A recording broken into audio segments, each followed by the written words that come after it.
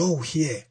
And since media, we will make sure ukuthi leader lengalaleli sinendlela ekuyenda ukuthi sinangabe le popularity lesinike yona seyi-abuser. Ndayibona seyingasipopular. Akusiko lokho ukuthi kwentiwa ngithi. Siyayehlisa kancane ize ikwade ukuhlonipha abantu. That's the media.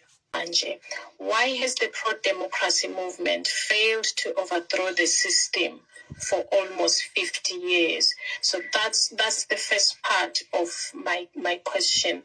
The second part is, what can we do differently as the liberation forces to take our country back from the royal family? This last question is very, very important, just not myself, but I know would see a lot of the people on the ground. This is the question that they always ask. I have been asked this question so many times, and I thought I'll take this opportunity. If you may, Mlangeni, I would really appreciate. Thank you. Ngathemba langabe khona ngidayishiya udang kudluda. Liqiniso lithi pro-democracy organizations asebenza umsebenzi omkhulu. Uma ke ungade ati politiki udawuthi bebasolo bendani yonke leminyaka. Lenvo lena nomngala South Africa 1912 kwakhiwa ANC ngikhumbula kahle. Kunetigaba ukuthi kwasuka bobani bahlangana kuphi bashona bobani kwathatha bobani kanje ize lenvo ifika iyowinwa nje ngile effort yala labanye la angisilemvo lena le seed le fakwa ngizwemathi nyalo utawuhamba ZweMart kumbe emhlabeni kumbe atholela omnye imisebenzi bathathe labanye le standard sekureporter bachubeke naso. Utatibuta ke ukuthi uma sikhuluma nyalo ukuthi sine independent media sikhuluma ngakwekuthi lamaqembu etepolitiki bekasolo alwa athi sifuna inkululeko lehambelana ne-independent media. Ngeke ngithi nangifika mina ngikhanza cathulo ukuthi ipolishiwe sengikhona kusebenta indleleni lecenjwe ngilabanye bese ngithi mina labanye bebasolo bendani buka mina senginteni ngilapho ke emphephethe la ufike umbone khona umholi noma ke leyo indaba leyo leader ukuthi iya understand yini ukuthi what is politics, what is a struggle, because a struggle is a relay. Kungakona ba addressa even yalobo Ramaphosa uva babala bo Walter Sisulu babala bo banibani long live the spirit wara because they understand ngingramaphosa namhla ke president because of bana bobani labalwa ngize mina enyayo kuthiwe ngikhethiwe ngabe kume mabhonyalo la. So ke mina ngifisa ngazuthi kungaba nema programs njengoba ubuta le question le lata ulifundzisa lokho le struggle sisukaphi siyapi into na utayikhethula ungayathi sisukaphi itakushiya endleleni because awuyati uve nje bani bathi viva nawe wangena lapha wathi viva ke usathi viva you will think icala ngawe lokuthi viva. So le struggle lesi kulesinye isikhathi uhle usubona ukuthi kunemsinjwana but lo msinjo ubangwa ukuthi kukhona abantu abang-understand ukuthi yini lena yini le. So mina ngiyawuthi ngaso sonke isikhathi bo Mario Masuku even bobheka imakhubu ngeke ngithi mina ngoba nyalo sekunazweMart bobheka imakhubu umnasamdzala ngeke abhale njenganakana 39 years njengathi but ngeke bese ngisemene hey bubheka umakhubu unyalo bendani umvulo wangena ejele ngekuyabhala. As a journalist you must know ukuthi uhamba la kuhambela abanye khona. Ngenteka sebapheka ngamandla because of age, but wena awukamili, you are not the first one, you are not the last one.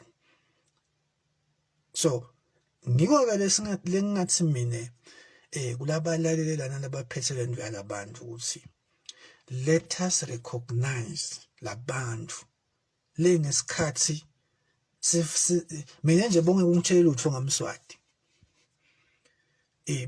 bonga ngifela wena wathi Mswati ukabi uthini kunabantu ke lezo sikhathi thina singakaboni bebafakwa lamajele bathotharishwe singathi times sitshele ukuthi kukahle laveni kunepeace bona bathotharishwa labanye asibathi bafa labanye badutshulwe emahlathini asathi nemagama abo labanye lot of people who died in this thing trying to open our eyes kusukela lena kucalwa lento kuze kutofika la.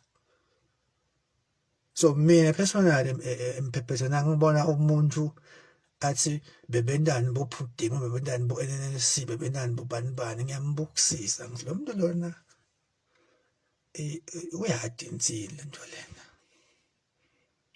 Ngiyakhuda nje ngoba sengitholile ithuba ukuthi thina siyimedia siyakubuka nangomholi ukuthi why wena ufune kuba ngasi lento icala nyalo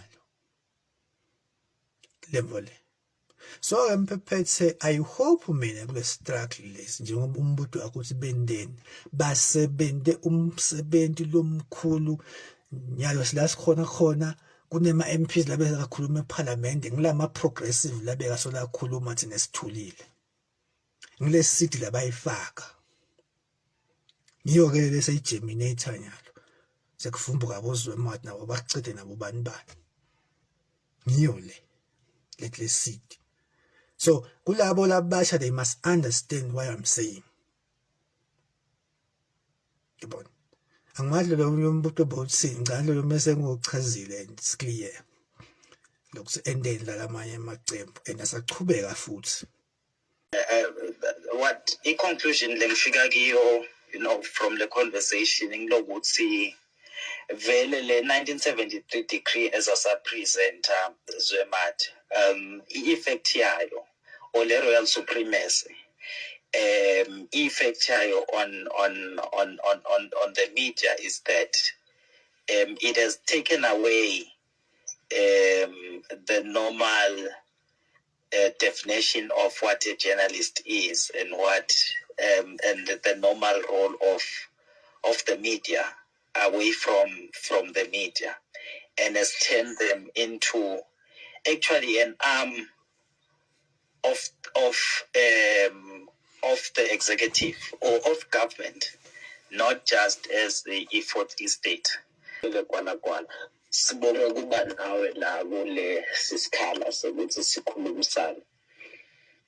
Wami umbuto enkosi ugcila kakhulu vele kulaba labasebenza online ma-publications la online.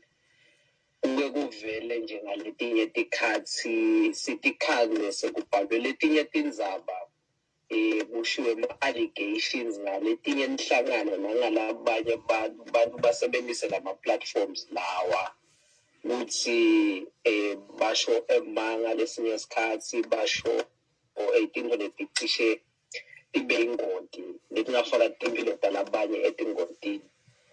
Uyiphi leyo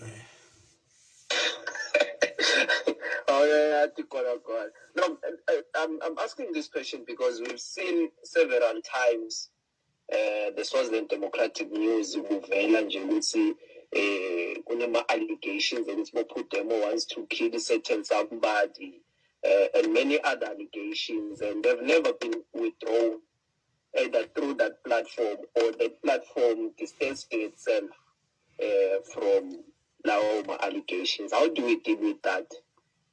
Especially lokunye Starsky